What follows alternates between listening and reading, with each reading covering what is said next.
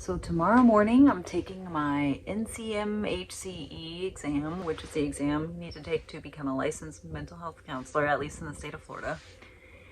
And I am nervous and also very ready for this to be over, but I thought I'd take you along with me on my 2-day journey of preparing and recovering from this exam and show you kind of what I did to prepare and talk about what I did. This is very different than the videos I usually make. Usually I make like informational videos about mental health and expressive arts and counseling. But today I thought I'd do a little vlog type situation and show you the process a little bit. So I just finished seeing clients in the office and I'm going to do my notes and head home, hopefully for a relaxing and productive evening. So come along with me.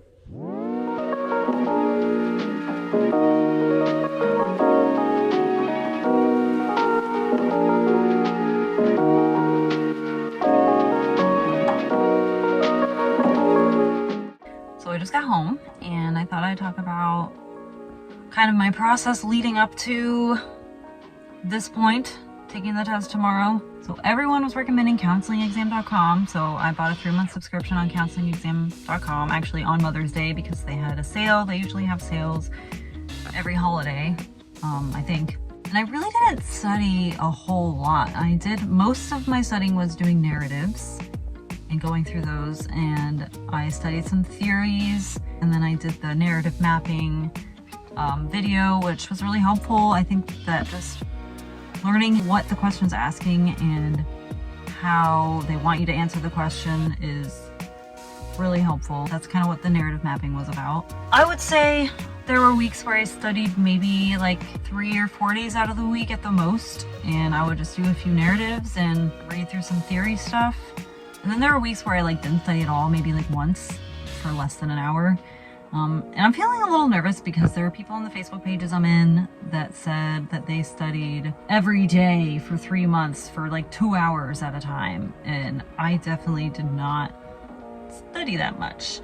But I've been doing pretty good on the narratives. I think my average is 77 or something with the narratives. And if you didn't know, you need, at this point in time, you need a 62 to pass the exam.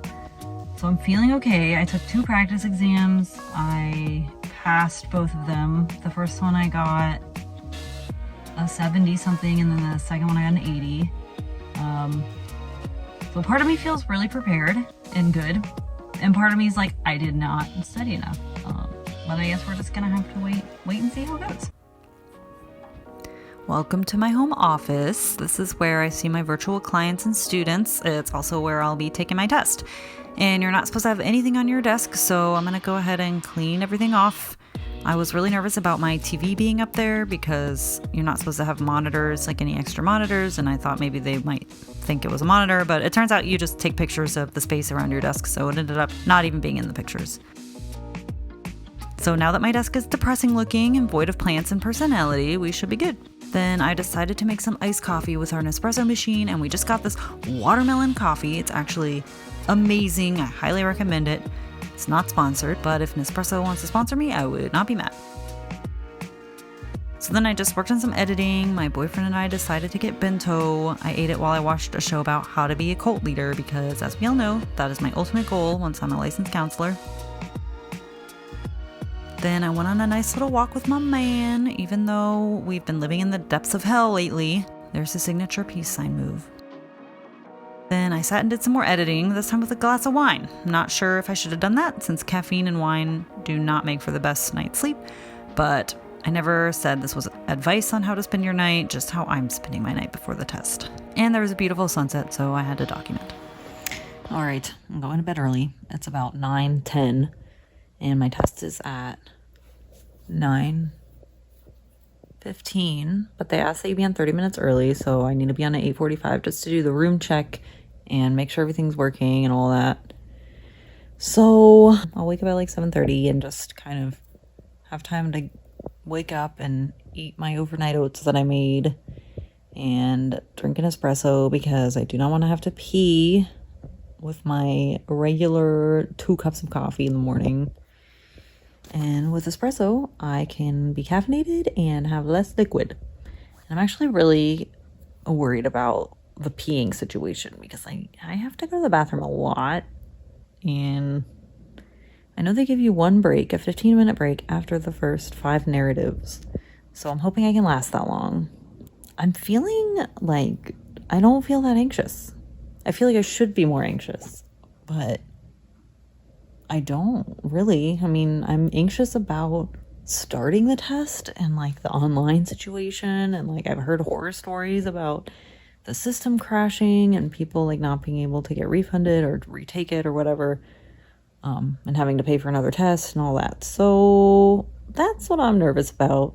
I'm nervous about my TV situation. I hope that that's okay that I have a TV in front of me. I hope it's okay I have a window in front of me. Like, I'm overthinking all of these things, but I think it'll be fine. And if it's not,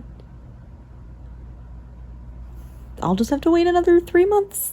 We'll just take it step by step, but I'm hoping everything goes smooth, and yeah, I'll see you guys in the morning. Okay, today's the day. I just ate breakfast, and there's 5 minutes till my check-in time, and I think you can check in within the window of 30 minutes, but they recommend obviously doing 30 minutes before, just to make sure everything's okay. I don't really feel that nervous because I've done everything I need to do. There's literally nothing else I can do at this point except take the test.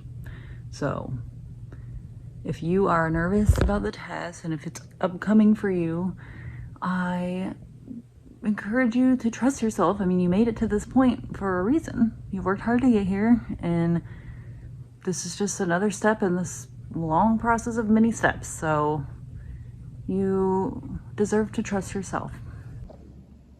Here's my setup. You gotta have your ID. I don't know if I can have this. I heard that you can have 1 glass of water, but I'm gonna try and see if they'll let me have my Stanley cup, my emotional support mug. My desk is clean.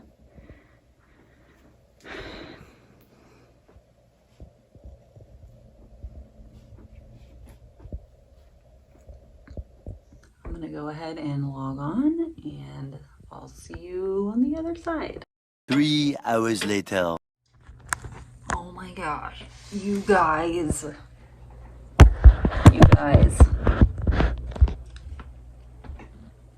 That was so stressful. So if you're taking this test at home on a Mac computer, I did the little on view thing. I pulled it up and I tested it twice to make sure everything was working. It was working.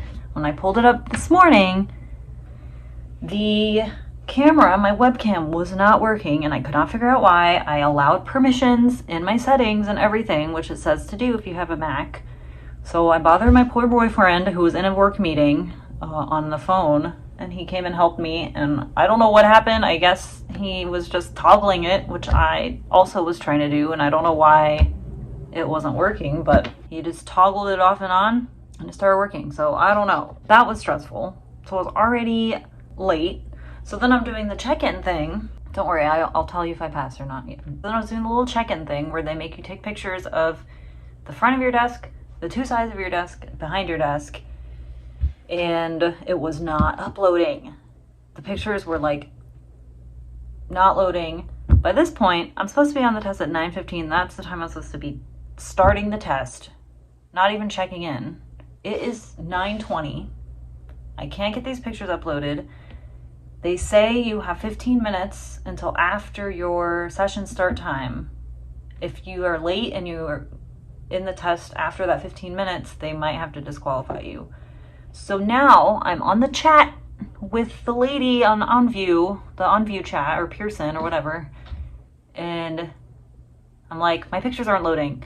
And she's like, try taking them with your laptop. I didn't see that option. Okay, just so you know, there's an option to take the pictures with your laptop. It's in tiny little font underneath the other options. It says something like, use your laptop webcam or something. So I was like, oh, thanks, Nicole. So I went on that, and I did it with my laptop. It's 9:32. Now I'm waiting in the queue to take my test.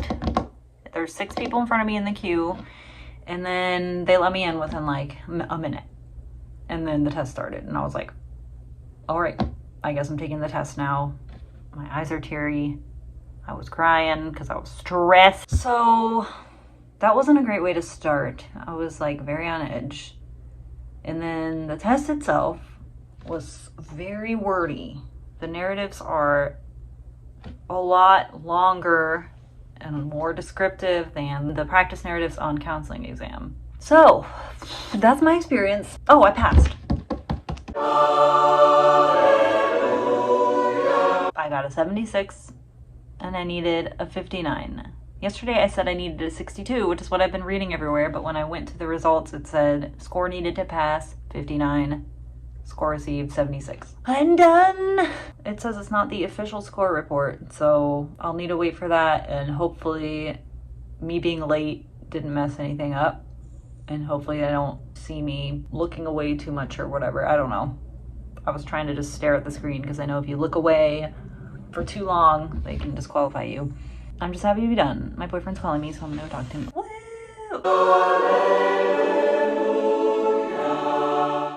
All right, just some final thoughts about the test. I would recommend maybe studying a little more than I did. I think that focusing on the counseling theories and counselor attributes is going to be helpful, and maybe refresh on your assessments. And like I mentioned before, narrative mapping and really figuring out how to break down the question and figure out what they're trying to ask you. When people kept telling me that, I was like, duh. But then for some reason it really clicked like the last 2 weeks that I was like, okay, I'm really starting to understand how these questions are structured. And some final thoughts about taking the test from home.